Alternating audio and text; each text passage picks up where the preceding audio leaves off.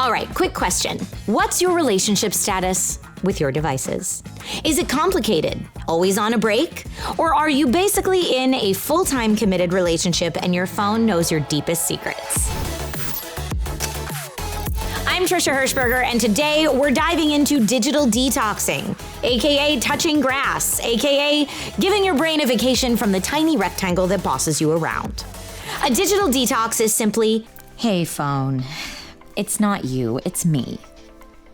It means taking a break from screens. Your phone, laptop, TV, smartwatch, smart fridge, whatever glows at you. No, you don't have to abandon civilization and live in the forest. It can be small things like turning your phone off after dinner, avoiding social media for a weekend, spending time outside without checking email every 12 seconds. Even short breaks help you feel more relaxed and actually present in your own life. Did you know the average US adult spends over 7 hours a day staring at screens? That's basically a full-time job where your eyeballs never clock out. Too much screen time can lead to messed up sleep, stress and anxiety, sad moods, less physical activity, lower self-esteem, deteriorating vision and dry eyes. That strange feeling when you look up and realize the sun still exists. Using screens late at night especially. Yeah, that messes up your sleep faster than a triple espresso at 10 p.m. Luckily, here are a few tips to follow to cut down on that screen time. Biggest tip?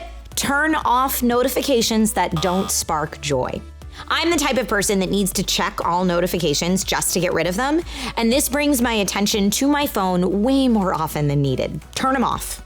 Keep your phone away or on Do Not Disturb during meals and bedtime. Use tech to fight tech.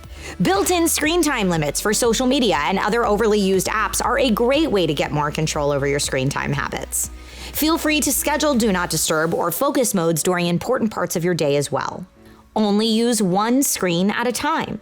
Yes, that means no phone scrolling during TV commercials. We're breaking all the rules today.